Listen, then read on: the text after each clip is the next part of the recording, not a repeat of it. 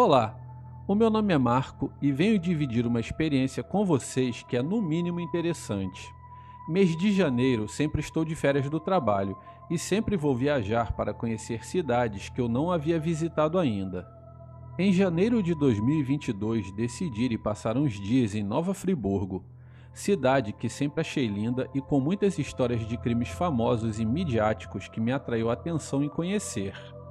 Em um dos dias que estive lá, eu decidi conhecer a zona rural e fui até um bairro chamado Colonial 61, bairro bem antigo e histórico, e inclusive com um cemitério que abriga os moradores mais antigos. Nesse bairro, eu almocei no casarão antigo e decidi ir para o distrito de Vargem Alta usando uma trilha rural que me foi passada pelo dono do casarão.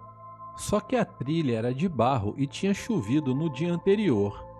Eu fiquei um pouco preocupado com as dificuldades que poderia ter na trilha, mas como estava muito calor, o solo estava secando e o meu carro é um off-road, o que em tese não me daria problemas para atravessar o terreno irregular, lá fui eu.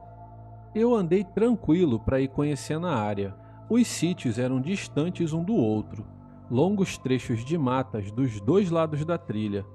Ou seja, um local bem isolado e bem distante do centro de Nova Friburgo. Após uns 4 quilômetros de trilha, me deparei com um morro bem íngreme. Percebi que a trilha estava um pouco molhada, então eu tomei a distância com o carro para subir com o máximo de força, mas eu fui vencido e pela primeira vez depois de 20 anos de habilitado, pois é, eu atolei o carro. O carro não conseguiu subir e desceu escorregando pela lama. Acabou que eu fiquei preso num barranco com o carro numa vala. Graças a Deus o meu carro não bateu nas paredes laterais que eram rochosas, porém eu só consegui descer do carro pela porta do passageiro. Quando eu desci do carro, o silêncio era sepulcral. Eu andei uns 500 metros e encontrei um sítio com uma estufa. Na região é comum o cultivo de flores e era um desses sítios que tem a prática de floricultura. Nesse sítio, uma senhora me atendeu e eu expliquei para ela que eu era um turista de São Paulo e que meu carro atolou. Ela prontamente chamou o marido dela, um senhor muito bondoso, que logo chamou funcionários e conhecidos para ajudar a desatolar o carro.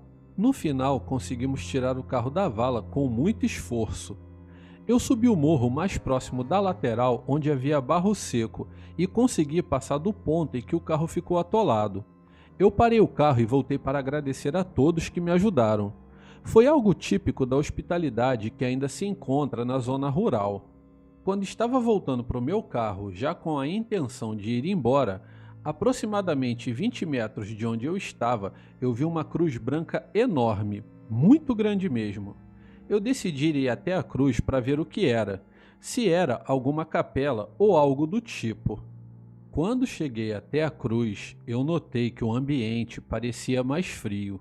Estava muito calor neste dia, mas ali, ao redor da cruz, parecia que tinha um ar-condicionado, tão baixa era a temperatura. Olhei para a cruz e nela tinha uma placa de bronze com 2 fotos e com um texto que me deixou arrepiado. A cruz foi colocada pela família de um jovem que era vendedor de doce e que foi assassinado naquele exato local em uma emboscada. Ele e um amigo estavam numa Kombi vendendo doces nos comércios locais e foram abordados por um casal de ladrões que levaram os rendimentos das vendas dos doces e depois mataram os 2 vendedores a sangue frio. Em homenagem a esses 2 trabalhadores mortos é que a cruz foi colocada ali.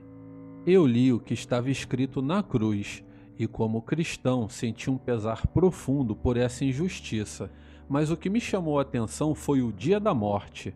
Na cruz estava a data do crime, que era 20/1/2003, e eu cheguei a essa cruz exatamente no dia 20/1/2022. De repente, sem nem saber dessa história, exatos 19 anos depois desse crime brutal, estou no mesmo local que esses trabalhadores perderam a vida em uma emboscada. Isso não pode ser mera coincidência. Como cristão, eu tive o meu momento de contrição e orei pela família dos trabalhadores. Não sei dizer a razão pela qual essa cruz passou pelo caminho da minha vida, mas orar penso ser o mínimo que eu posso fazer. Voltei para o carro pensativo com tudo isso que aconteceu, tentando encontrar alguma razão para ter vivenciado tudo isso. Eu comecei a dirigir para seguir a trilha e já estava bem próximo de Vargem Alta, e dali eu fui para o hotel que eu estava hospedado. Na cruz tinha o nome dos vendedores que foram assassinados, e com isso eu fiz uma pesquisa em acervos de jornais e grupos do Facebook da região, e consegui acesso aos pais de um dos jovens e à esposa do outro vendedor. Eu entrei em contato e eles me contaram tudo isso que eu relatei para vocês. A família de ambos me agradeceram pelas orações, e hoje criamos um bom laço de amizade. Inclusive, fui convidado pela família de um deles para os conhecer pessoalmente em uma próxima ocasião que eu estiver em Nova Friburgo. Portanto, eis o meu relato, e ainda não sei o por qual razão exata me deparei com essa cruz. Eu sei que sigo orando pelos que ficaram e ajudando no que for possível. Muito obrigado, Fábio e Marcela, pela oportunidade e uma boa noite.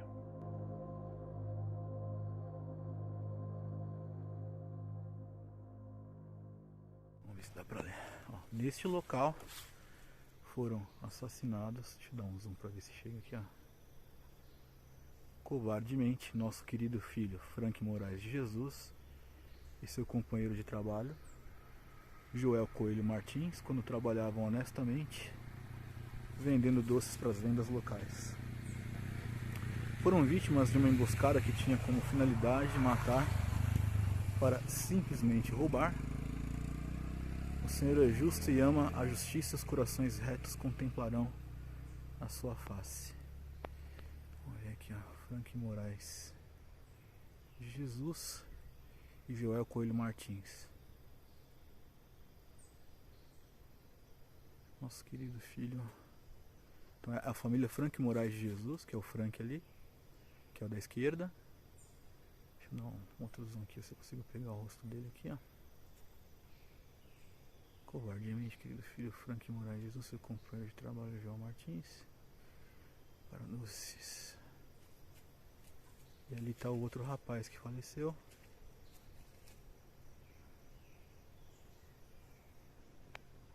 É isso aí. Demoramos, mas chegamos.